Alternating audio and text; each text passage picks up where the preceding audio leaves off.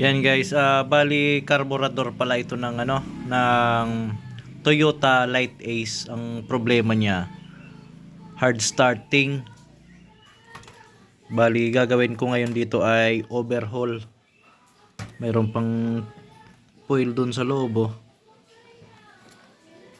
Hindi kasi nag-i-spray yung nito, yung G-Things. Ayan oh. Dapat yan kasi pag binigyan mo siya ng gas, mag-i-spray dapat yan.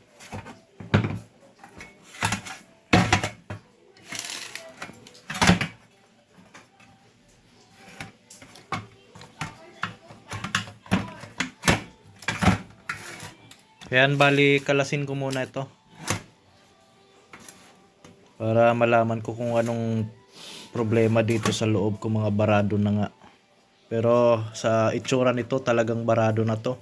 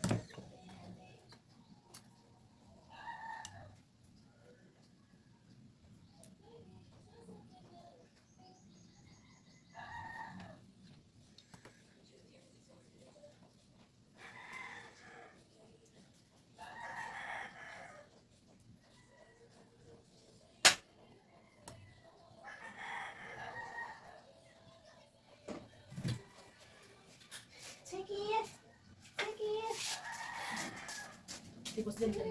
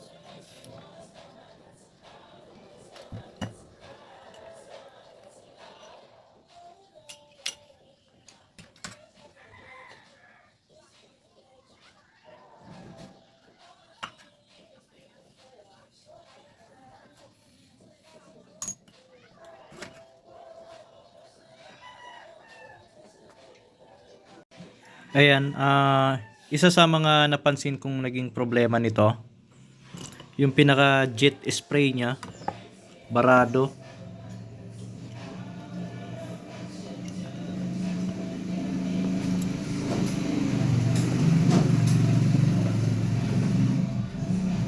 Ayun no, barado siya. Kaya hindi pala nag-i-spray yan. Kasi barado. Tapos, itong pinaka power piston, stock up. So, dapat kasi ito, pag prenes, nalubog dapat ito. Naglalaro. Pero ito, stock up. Ayan no, sobrang tigas.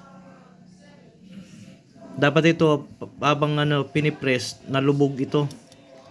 Pero ito, hindi gumagalaw. Oh. Stock up. So, ito lang naman yung mga gagawin dito. Bali, lilinisin lang. Tapos, ipi-pre up itong natin, pinaka power piston. So, kailangan gumagalaw yan. Itutulak kasi yan dito. Dito kasi yan, oh. Tinutulak niya dapat ito.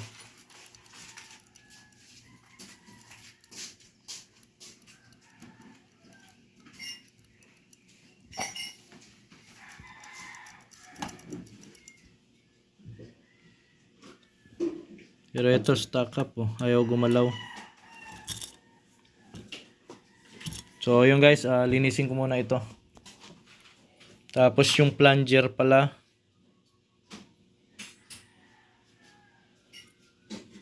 So, kailangan din palitan itong pinaka plunger.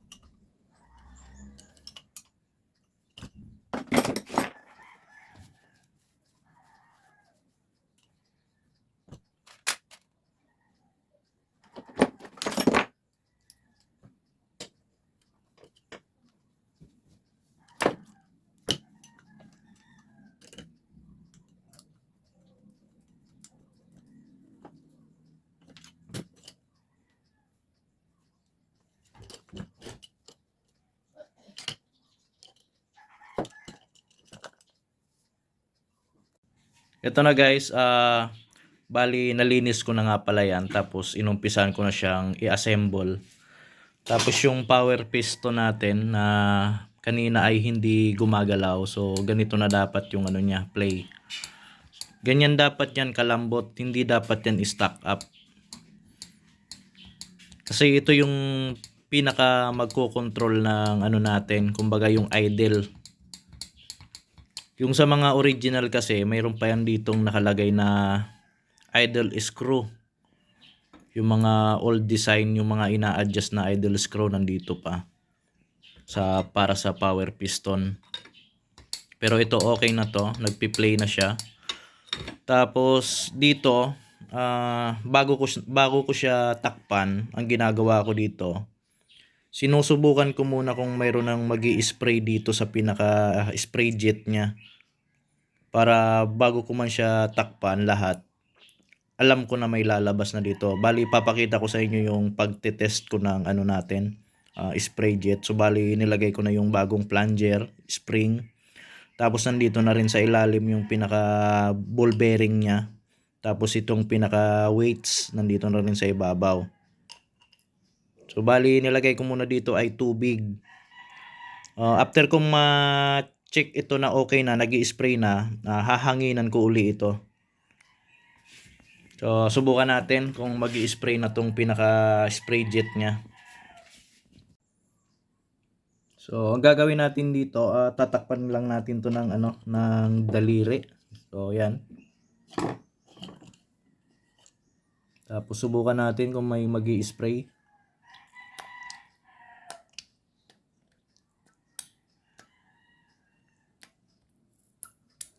Ayan, kung makikita nyo, nag-i-spray na siya.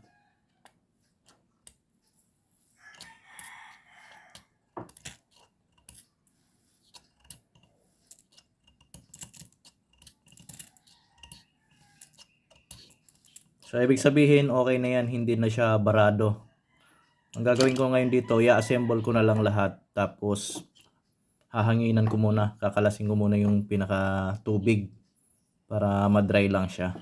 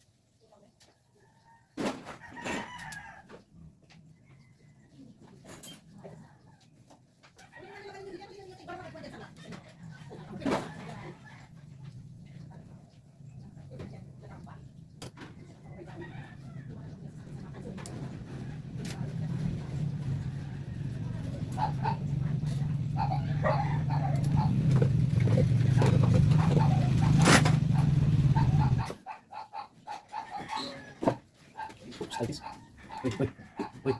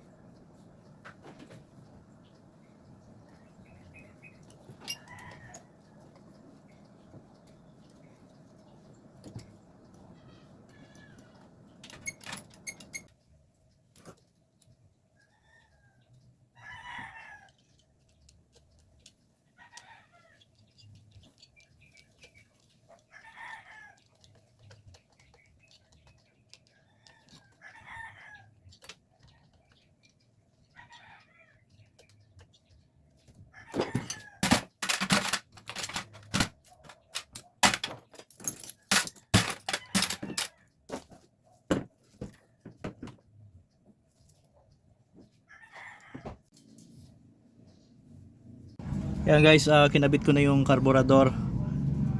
So subukan natin to kung ano na siya, one click. Start.